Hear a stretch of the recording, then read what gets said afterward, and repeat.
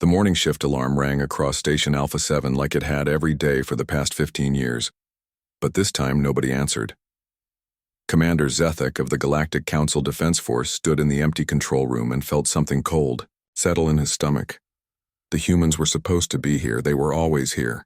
The station ran on Earth Standard Time because humans had built it and humans had always operated it. But the humans were gone. 3 months had passed since Ambassador Lisa Carter had walked into the council chambers on Nexus Prime and delivered what everyone thought was a joke.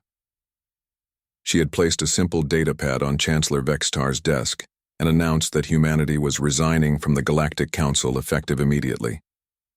The room had erupted in laughter. The Zeltharians had found it particularly amusing.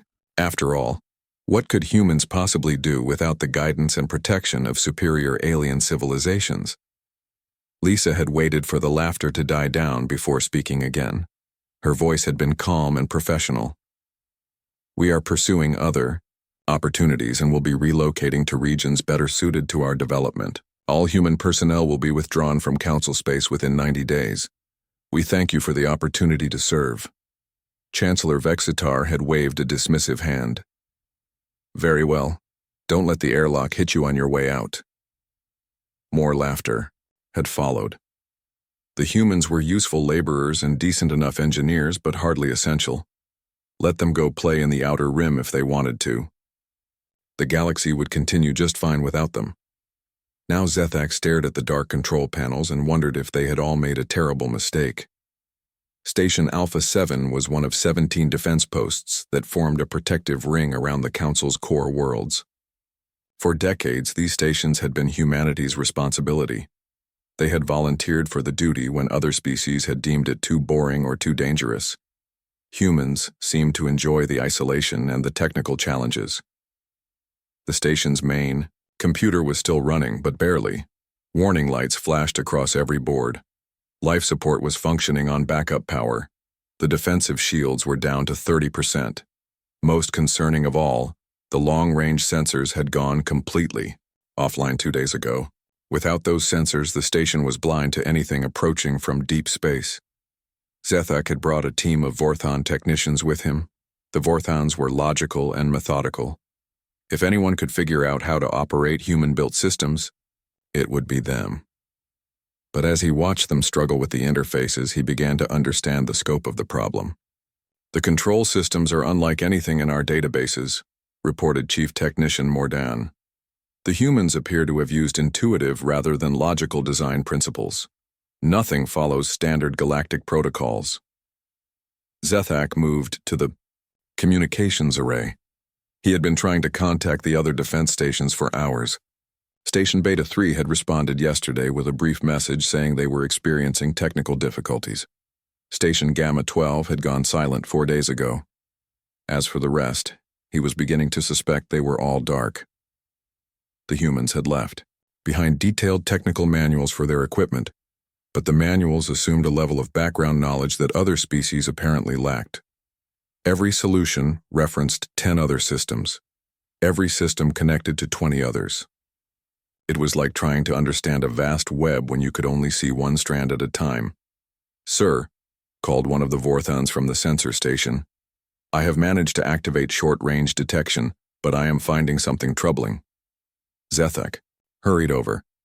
The technician pointed at a display showing the local star system. 17 cargo ships were scheduled to arrive this week from the mining colonies.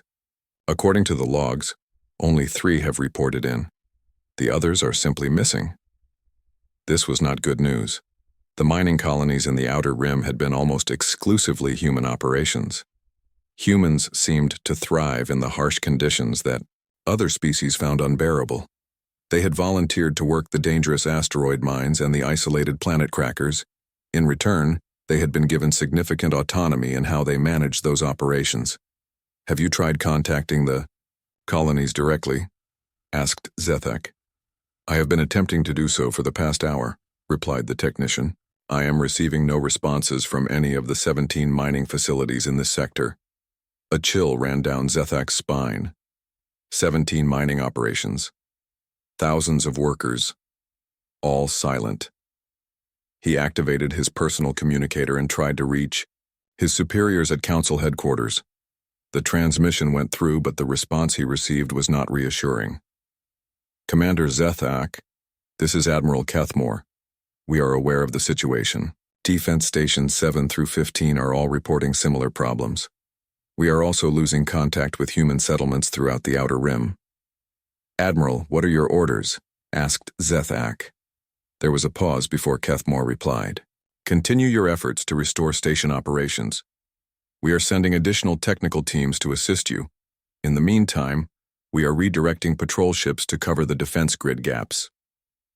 Zethak knew that was a temporary solution at best. The Council fleet was not designed for long-term border patrol duty. Their ships were built for prestige and intimidation, not for the grinding work of maintaining a defensive perimeter. Within weeks, they would be stretched too thin to maintain coverage. As if to confirm his fears, an urgent message appeared on the communications board. It was from Captain Veltar of the patrol ship Nexus Pride. Defense Command, we have arrived at the coordinates of Mining Station Kepler 7. The facility appears to be completely abandoned. No life signs detected. All equipment has been removed. It is as if 10,000 workers simply vanished. Zethak felt the cold in his stomach spread to his chest. He thought about the human colonies scattered across dozens of star systems. He thought about the cargo ships that should have arrived but hadn't. He thought about the empty mining stations and the dark defense posts. The humans had not fled in panic or desperation. They had planned this. They had systematically withdrawn from every position they held, taking their knowledge and their equipment with them. They had left behind only empty buildings and dead machinery, but where had they gone, and why had they been so careful to leave no trace of their destination? And more importantly, what did they know that the rest of the galaxy did not? Senator Clare Murphy sat in the emergency session of the Galactic Council and tried not to smile. She was the last human representative in Council space, having volunteered to stay behind and handle the transition period. Around the great circular chamber, representatives from 43 different species argued with increasing desperation about who should take responsibility for the systems that humans had quietly managed for decades. 6 months had passed since humanity's departure, and the cracks in galactic civilization were becoming impossible to ignore. What had started as minor inconveniences had grown into major crises. Trade routes that had functioned smoothly for generations were collapsing. Supply chains that had seemed automatic were breaking down. Even basic communication between distant worlds was becoming unreliable. Chancellor Vextar pounded his ceremonial hammer on the podium. Order in the chamber. We will address each crisis systematically. His voice carried less authority than it had 6 months ago. The proud Zeltharian leader was beginning to look haggard. The first speaker was Trade Minister Korthan from the Merchant Guild. Honored council members, the situation with cargo distribution has become critical. 70% of our shipping routes depended on human-operated transfer stations. Without their coordination protocols, goods are piling up at hub worlds while outer colonies face shortages of basic necessities. Councillor Hexvar of the Vordan Collective stood next. The logical solution is to assign Vordan personnel to manage these distribution centers. We can analyze the human systems and implement more efficient alternatives. Claire had been to those distribution centers. She knew what the Vorthans would find. The humans had not just operated transfer stations, they had created living systems that adapted in real time to changing conditions. When a cargo ship was delayed, the human coordinators would instantly reroute dozens of other shipments to prevent bottlenecks. When a planet faced an emergency shortage, they would redirect supplies from 3 other worlds and arrange compensation trades. The Vorthans were brilliant at analyzing static systems, but they struggled with the constant improvisation that human logistics required. They wanted to create perfect schedules that would run without modification, but space was not perfect. Equipment failed. Ships broke down. Pirates attacked convoys. Weather disrupted planetary operations. The human approach had been to expect chaos and plan for flexibility. With respect, Councillor Hexavar, said Claire, the human logistics networks were not simply administrative systems. They were complex adaptive organisms that evolved continuously. Your people's analytical approach may not be suitable for the kind of real-time decision-making these operations require. Vivorthan's large eyes fixed on her with something approaching irritation. Human systems are inherently inefficient due to their reliance on emotion and intuition. Proper logical analysis will improve performance significantly. Claire shrugged. You're welcome to try. She had learned months ago that warning the Council about the complexity of human systems only made them more determined to prove their superiority. They would have to discover the truth for themselves. The next crisis report came from Defense Minister Kethmore. The situation at our border defense installations continues to deteriorate. We have managed to restore basic functions at 7 of the 17 stations, but our technical teams report that the human-designed systems are incompatible with standard galactic technology. This was the part that fascinated Claire the most. Other species built their technology to impressive, galactic standards that emphasized compatibility and prestige. Every component had to interface perfectly with every other component. Every system had to follow established protocols. Every design had to be approved by committees of experts. Humans had ignored all of that. They built things that worked. When standard components were too expensive or too slow, they made their own. When established protocols created bottlenecks, they invented new ones. When expert committees said something was impossible, humans found a way to do it anyway. The result was technology that was more effective than anything else in the galaxy, but completely incomprehensible to species that had spent centuries following rigid design principles. The humans had essentially been running a parallel technological civilization that intersected with galactic society only at the user interface level. Perhaps the Krex Empire could provide military expertise for the defense stations, suggested Chancellor Vextar.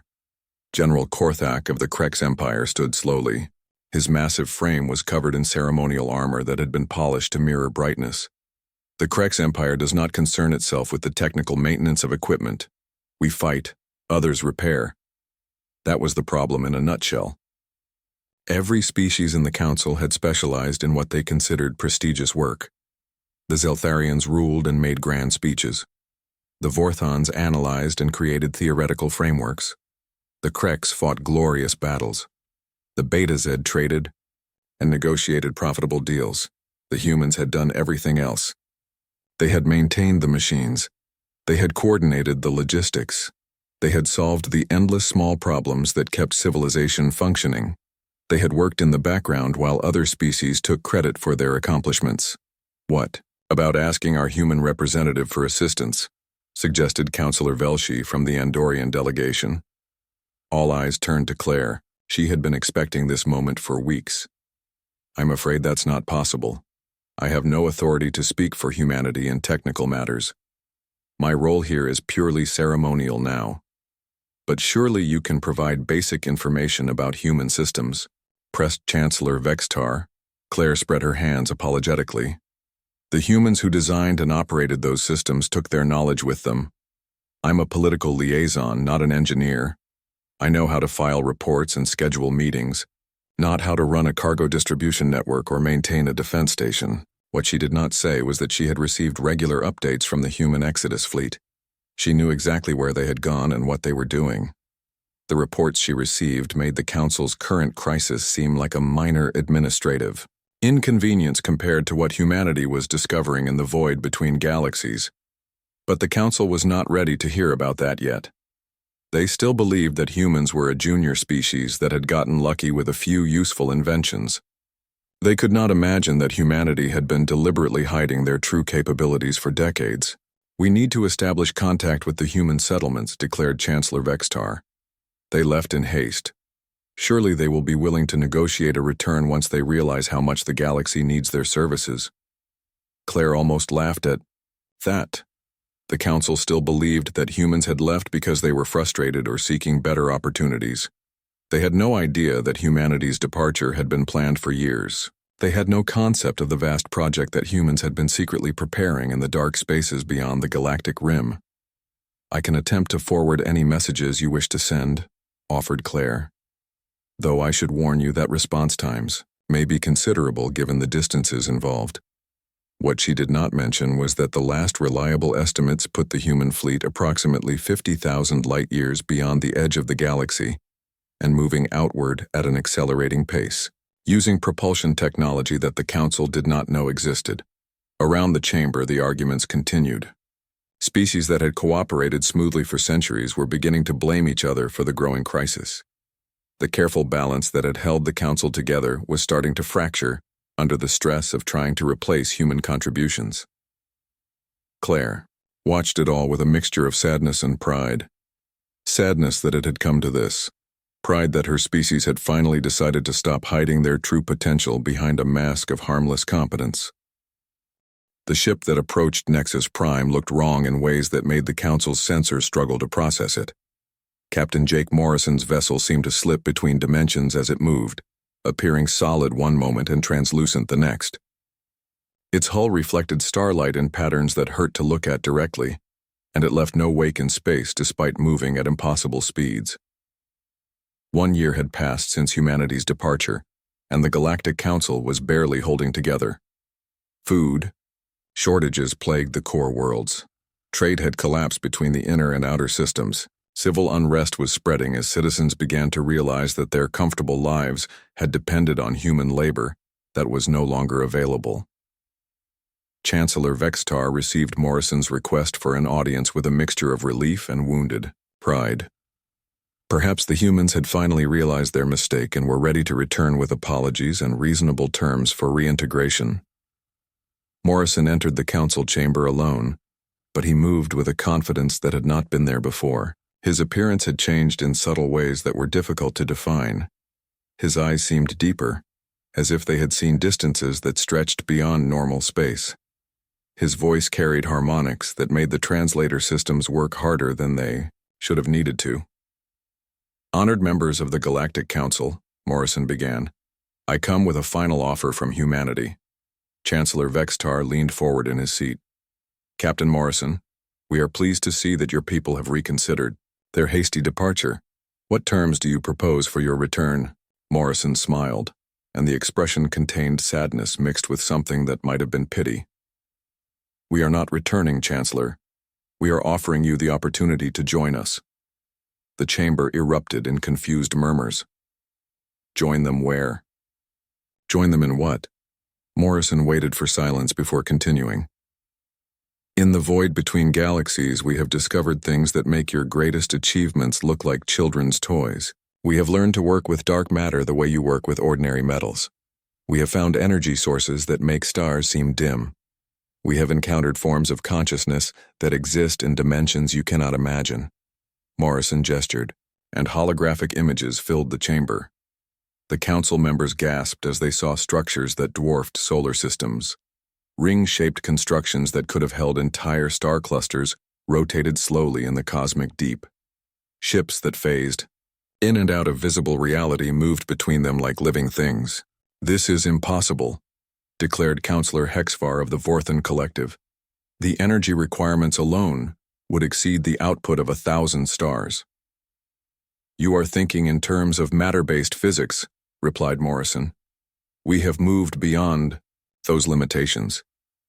The beings we encountered in the void taught us that consciousness itself is a fundamental force of the universe. When properly focused, it can reshape reality at the quantum level. The images shifted to show humans working alongside beings of pure energy. The energy creatures had no fixed form, appearing sometimes as geometric patterns of light and sometimes as flowing rivers of conscious thought. They moved through solid matter as easily as through empty space, and their very presence seemed to bend the laws of physics around them. We call them the architects, Morrison explained. They have been traveling between galaxies for millions of years, building structures that facilitate the evolution of consciousness itself. They were drawn to humanity because we possessed something most species lack. And what is that? Asked Chancellor Vextar with barely concealed skepticism. Adaptability combined with imagination, Morrison replied. Most species develop along predictable paths. They discover fire, then metals, then basic energy manipulation, then space travel. They follow the same steps in the same order and reach the same limitations. Humans chose a different path. The images showed human settlements that defied easy categorization.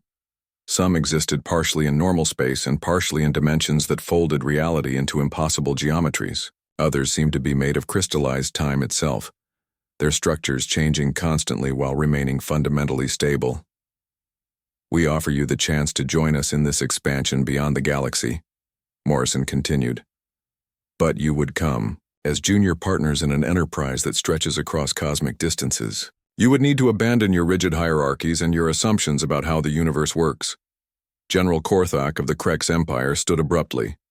The Krex Empire bows to no one.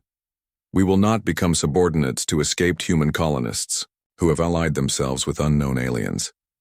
Morrison's expression did not change, but the air in the chamber seemed to grow heavier. The architects are not unknown to us. We have been studying their works for decades. Some of the technology you attributed to human innovation was actually based on their designs. That statement sent shockwaves through the chamber. The humans had been secretly studying alien technology for decades, while pretending to be primitive newcomers to galactic civilization. You have been deceiving us, accused Chancellor Vexitar. We have been protecting ourselves, Morrison corrected. Your species have a tendency to suppress or destroy anything that threatens your perceived superiority. If we had revealed our true capabilities earlier, you would have attempted to control or eliminate us. The truth of that statement was uncomfortable, but undeniable. The Council had a long history of restricting the development of younger species to prevent them from becoming competitive threats. Show them what follows behind us, said a new voice from the chamber entrance. Clare Murphy entered, but like Morrison, she had changed. Her presence seemed to extend beyond her physical form, and when she moved, reality rippled around her like water disturbed by a stone. Morrison nodded, and the holographic display shifted again. This time the images showed something that made several council members cry out in fear. Vast geometric shapes moved through space, but they were not ships or stations. They were holes in reality itself, consuming everything they touched and leaving nothing behind. The architects warned us about the gardeners, Morrison explained. They are entities from outside this universe who periodically visit galaxies to remove civilizations that have stopped growing. They prune away stagnant societies to make room for new forms of consciousness to evolve. The images showed entire star systems simply ceasing to exist as the geometric shapes passed through them. Billions of lives ended without violence or struggle. They were simply edited out of reality as if they had never been. The gardeners are coming to this galaxy, Claire said quietly. They will arrive within 3 years. Species that demonstrate growth and adaptability will be preserved and relocated. Those that cling to old patterns will be removed. This is preposterous, declared Chancellor Vexitar. Even if such beings existed, what makes you think we would be targeted for removal? Morrison gestured, and the display showed the Galactic Council's own territory. Statistical analyses scrolled past, showing centuries of unchanging social structures, technological stagnation, and rigid adherence to tradition. You have not truly grown in over 2,000 years, Morrison said bluntly. You have spread across space, but you have not evolved. You follow the same social patterns, use the same political structures, and think the same thoughts as your ancestors. From the gardener's perspective, you are a dead end. The chamber fell silent as the implications sank in. Finally, Chancellor Vexitar spoke. What would joining you require? Complete abandonment of your current social systems, Claire replied. Willingness to have your consciousness expanded beyond its current limitations. Acceptance that you would become the least advanced species in a community that spans multiple galaxies. The silence stretched longer this time. Finally, General Korthak spoke for all of them. The Council does not accept ultimatums from inferior species. We reject your offer. Morrison and Claire exchanged a look that seemed to communicate volumes, without words. We understand, Morrison said sadly. We had to try. As they turned to leave, Claire delivered one final warning. The gardeners do not negotiate. They do not show mercy. When they arrive, we will not be here to help you resist them. Choose wisely how you spend your remaining time. Dr. Amanda Foster stood in the observation deck of Research Station Omega, and watched the collapse of galactic civilization through her monitoring equipment. 2 years had passed since humanity's departure, and what had begun as inconvenience had become catastrophe. The woman who had once studied alien psychology for the Galactic Research Institute now found herself documenting the death spiral of the very species she had spent her career trying to understand. The latest reports painted a picture of systematic failure across all levels of Council society. 17 member species had formally withdrawn from the Galactic Alliance, unable to maintain their technological infrastructure without human support. Food riots had broken out on 12 core worlds, as agricultural distribution networks collapsed. Even basic interstellar communication was becoming unreliable, as the relay stations that humans had maintained fell into disrepair. Amanda's research had taken on a grim new focus. She was now studying the psychology of civilizational collapse, watching proud species that had ruled space for millennia struggle to perform tasks that human teenagers had managed routinely. The data she collected painted a devastating picture of dependence that none of the alien species had been willing to acknowledge. The Zeltharians provided the most dramatic example. For over 3,000 years, they had been considered the galaxy's master engineers, creators of the massive space habitats that housed billions of citizens. But Amanda's investigation had revealed the truth. The Zeltharians had inherited their technology from a predecessor species that had vanished. Mysteriously 5 millennia ago, they had never actually understood how their own machines worked. For centuries, they had maintained their engineering reputation by relying on human technicians to solve complex problems while taking credit for the solutions. When human teams recommended modifications or improvements, Zeltharian supervisors would implement the changes and present them as their own innovations. The humans had played along because it gave them access to advanced alien technology to study and reverse engineer. Now, without human support, Zeltharian engineering was revealed as an elaborate fraud. Their master engineers could operate their ancestors' machines, but could not repair them when they broke down. Their greatest innovations had been human ideas translated through Zeltharian pride. Their technological supremacy had been an illusion maintained by species they had considered inferior. The situation with the Vorthan collective was different, but equally devastating. The Vorthans were genuinely brilliant at theoretical analysis and abstract mathematics. Their logical frameworks had provided the foundation for much of galactic science and philosophy. But they had never been able to bridge the gap between theory and practice. Humans had served as translators between Vorthan logic and real-world applications.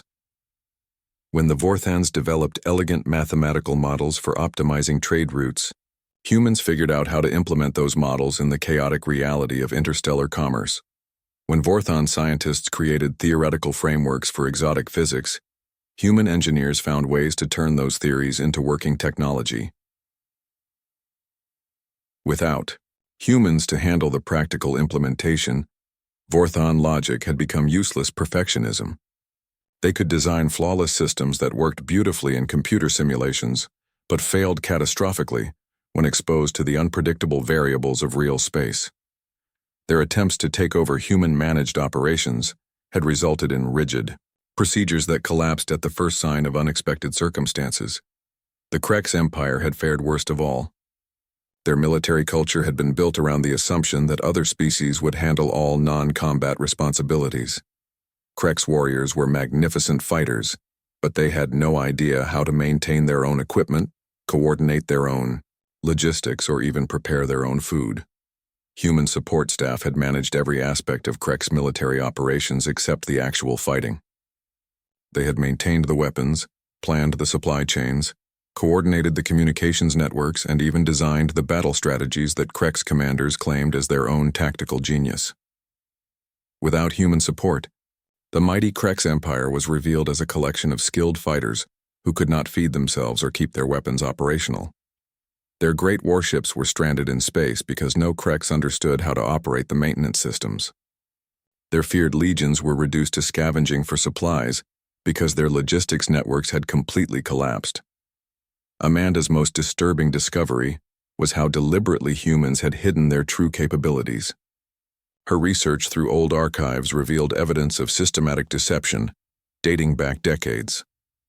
Humans had consistently underestimated their own achievements in official reports, while privately developing technologies that surpassed anything the Council possessed. The mining operations that humans had managed in the Outer Rim had not been simple extraction facilities. They had been research laboratories where humans experimented with exotic materials and energy sources. The cargo ships that humans operated had not been ordinary freighters. They had been disguised exploration vessels mapping regions of space that the Council had never bothered to investigate. Most shocking of all, the defense stations that humans had volunteered to staff had not been passive monitoring posts.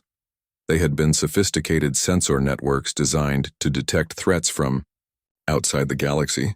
The humans had known something was coming long before they revealed it to the Council. Amanda was studying this data when her instruments detected something that made her blood freeze. The Outer Rim monitoring stations that she had been using to track refugee ships had gone completely silent. Not just the human-built stations that had failed months ago, but the newer Council replacements that had been hastily installed to fill the gaps. She activated her long-range sensors and scanned the edge of galactic space. What she found there defied rational explanation. Entire star systems that had been visible just days ago were now empty space, not destroyed or abandoned, but simply absent, as if they had never existed at all.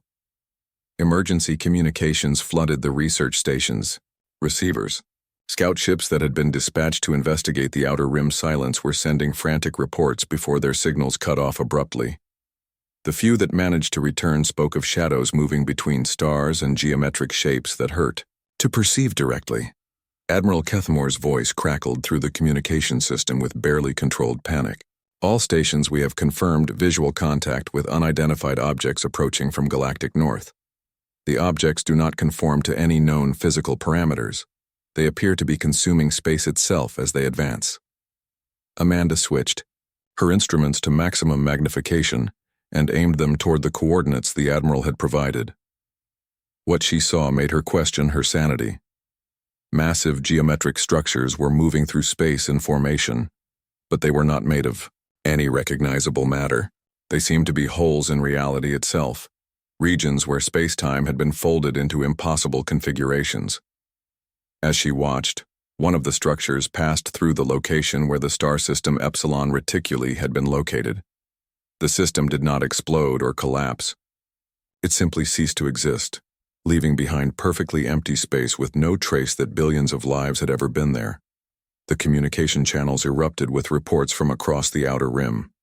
System after system was vanishing as the geometric entities advanced toward the galactic core. The pattern was methodical and purposeful, suggesting intelligence rather than natural disaster. Amanda thought about Captain Morrison's warning 2 years ago. He had spoken of gardeners who pruned stagnant civilizations to make room for new growth. At the time, it had seemed like an elaborate deception designed to manipulate the Council into accepting human terms. Now she realized it had been the truth. The entities approaching the galaxy were not invaders seeking conquest or resources. They were gardeners clearing away dead growth to prepare the soil for new life. And the Galactic Council, with its rigid hierarchies and millennia of unchanging tradition, had been marked for removal. Her instruments detected one final transmission from the advancing front. It was a Council scout ship making its last report before the geometric entities reached it. "This is Captain Velmore of the survey vessel Bright Star. The objects are not attacking us. They are simply editing us out of existence. Reality itself is being rewritten around us. Tell my family that I..." The transmission ended abruptly, and another star system vanished from Amanda's sensors. 3 years after humanity's quiet departure, Chancellor Vextar stood in the ruins of the Council chamber and faced the end of everything his species had built. Half the galaxy was gone, consumed by entities that treated matter and energy like outdated concepts to be discarded. The remaining Council fleets had proven as useless against the gardeners as children's toys would be against a hurricane. The geometric entities advanced with mechanical precision, erasing star systems in patterns that suggested vast intelligence, but no concern for the lives they were ending. They did not communicate, negotiate, or explain their actions. They simply removed civilizations that had stopped growing and moved on to the next target. Vexitar's personal communicator crackled with static as he tried once more to contact the scattered remnants of the Council fleet. Most ships had stopped, responding days ago. Those that remained operational were fleeing toward the galactic center in desperate hope that distance might provide temporary safety. Then something impossible happened. A transmission cut through the static with perfect clarity, as if the gardener's reality-distorting presence meant nothing to its technology. "This is Admiral Lucy Patterson of the Human Deep Space Fleet," a calm voice announced. "To our former Council colleagues, we extend greetings from beyond the edge of existence." Vexitar's hands shook as he activated the main display system. The eyes screen filled with an image that challenged his understanding of what was possible. Admiral Patterson stood on the bridge of a ship that seemed to exist in multiple dimensions simultaneously. Behind her, crew members worked at control stations that phased in and out of visible reality like living dreams. "Admiral Patterson," Vexitar managed to say, "we request immediate assistance against the entities that are destroying our civilization." Patterson's expression was patient but firm. "Chancellor, we offered you the opportunity to join us 3 years ago. You chose pride over wisdom. The consequences of that choice are now manifesting." The display shifted to show the truth of what humanity had become. Their ships moved through space in ways that made physics seem like a gentle suggestion rather than an absolute law.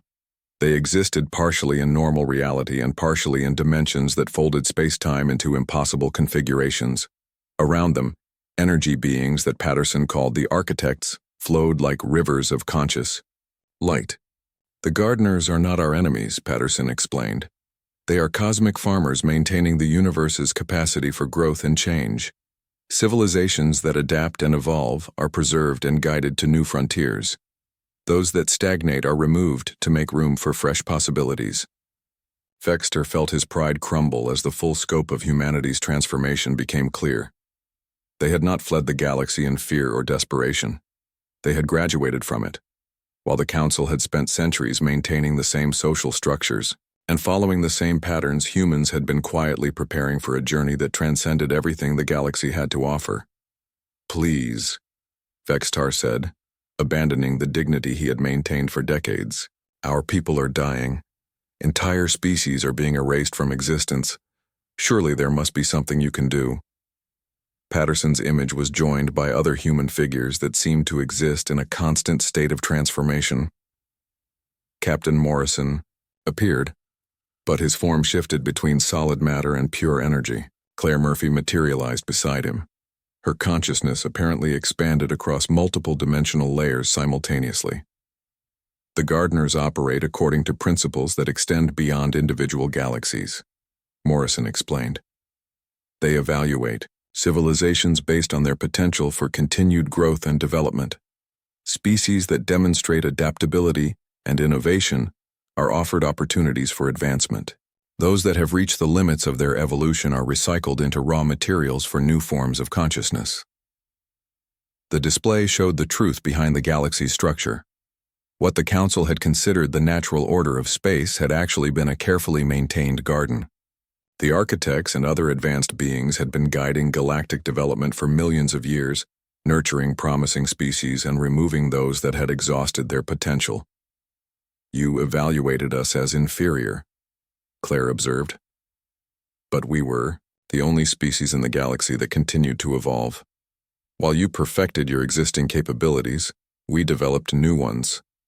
While you maintained your traditions, we invented entirely new ways of thinking and being." Vexitar watched helplessly as the display showed human settlements that existed in the spaces between galaxies. They had built structures from dark matter and crystallized time. They had learned to communicate with forms of consciousness that existed as pure mathematical relationships. They had transcended the limitations of biological existence while somehow remaining fundamentally human. The Council's rigid hierarchies and unchanging social structures marked you for removal decades ago, Patterson continued. "The gardeners were scheduled to arrive eventually regardless of our departure. We simply chose to leave before the pruning began." "But surely some accommodation can be made," Vexitar pleaded. "We can change. We can adapt. Give us the opportunity to prove our capacity for growth. The three transformed humans exchanged glances that seemed to communicate across dimensions. For a moment, Vextar dared to hope that humanity's legendary compassion might extend to their former council colleagues. Individual members of council species have demonstrated adaptability, Morrison acknowledged. Dr. Amanda Foster and a few others showed promise for evolution beyond their cultural limitations. We have offered them the opportunity to join our expansion into the cosmic web. But our species as organized civilizations have passed the point where meaningful change is possible, Claire added sadly. Your social structures are too rigid, your thinking patterns too entrenched, your commitment to maintaining existing hierarchies too absolute. Evolution requires the willingness to abandon everything you think you know about reality. The display shifted one final time to show the advancing gardeners from humanity's perspective. The geometric entities were not destroyers, but gardeners preparing soil for new growth. Where they passed, space itself became more fertile for the development of advanced forms of consciousness.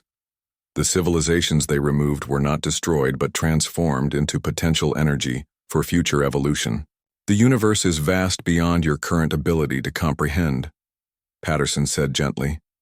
What you call the galaxy is merely one small garden in an infinite cosmic web of consciousness and possibility.